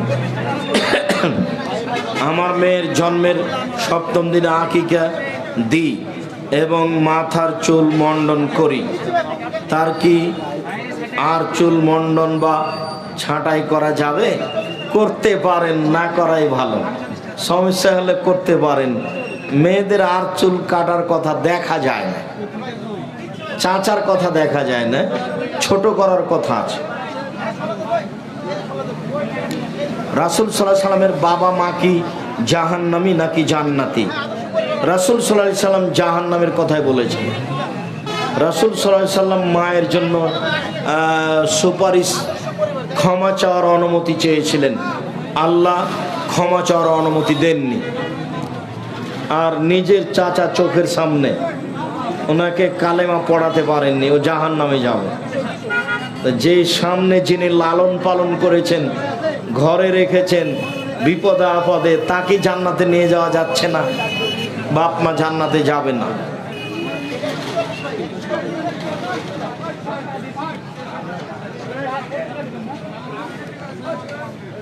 হাত তুলে একাকী দোয়া করার সময় সূরা ফাতিহা দিয়ে দোয়া করার সময় কি সূরা ফাতিহার শুরুতে বিসমিল্লাহ বলতে হবে?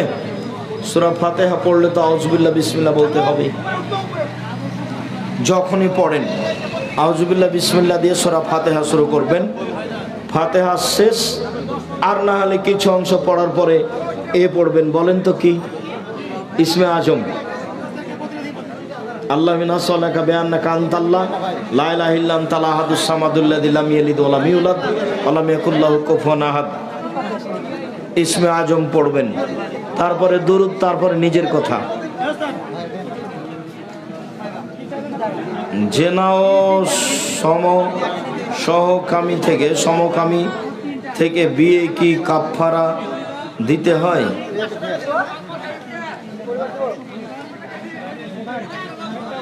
জেনা ও সমকামিতা থেকে ফিরে কাফারা নেই, এগুলো কাবিরা গুনাহ, তওবা করতে হবে। বিচার হলে হলো, বিচার না হলে তওবা। আল্লাহ ক্ষমা করতে পারেন, তিনি সর্বশক্তিমান, নিরাশার কিছু নেই। পুত্র সন্তান হলে গরু জবাই করে এলাকার জনগণকে খাওয়ার এমন মানত করা যাবে কি? মানত করলে দিতেই হবে, মানত করে কোনো লাভ নেই। তবে যদি মানত করে থাকেন তাহলে জবে করেন, তবে এটা আকিকা হিসাবে জবে করবেন না, আগের দিন করে নিয়েন সন্ধ্যার সময়।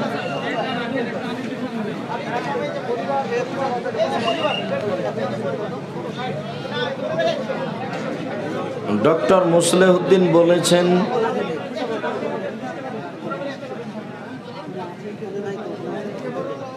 কি মাস্ক করতে হবে, সেটা কারণ নাম আপনার পেশ করার কি প্রয়োজন? নাহা রাসূল সাল্লাল্লাহু আলাইহি সাল্লাম সাদলে আয়ুগাত্তার রাজুল ফাহ, কোনো ব্যক্তির কথা এখানে বলতে হবে না, প্রয়োজন নেই। রাসূল সাল্লাল্লাহু আলাইহি সাল্লাম কাপড় টাকনোর নিচে ঝুলিয়ে পড়তে নিষেধ করেছেন, আর সলাতের সময় মুখ ঢাকতে নিষেধ করেছেন। জি, আর কে কি বলেছে ওটা আমার কারণ আগে থেকে আছে, যে নতুনভাবে জানানোর কোনো প্রয়োজন নেই। আর আমি কারোর কথা হিসাব করে কথা বলতে হবে এটা কোনোদিন প্রয়োজন মনে করিনি। মানবতা সেবা ফাউন্ডেশন আপনি একটু যদি ঘোষণা করে দিতেন তাহলে একটু ভালো হতো। আমাদের ফাউন্ডেশন তোমরা করেছো অনেক, জাযাকুমুল্লাহ খাইর, বারাকাল্লাহ। তো ঠিক আছে, শুকরিয়া। জামিয়া সালাফে ডাঙ্গিপাড়ায় জুমার মসজিদে মাঝে মধ্যে যাওয়ার জন্য আমাদের পক্ষ থেকে আন্তরিকভাবে অনুরোধ থাকছে, আর প্রতিষ্ঠানের জন্য দোয়া করার ব্যাপারে আন্তরিকভাবে অনুরোধ থাকছে। আর আজকের বিবরণ অনুযায়ী বিশেষভাবে 5 ওয়াক্ত সালাত যে কোনো মসজিদে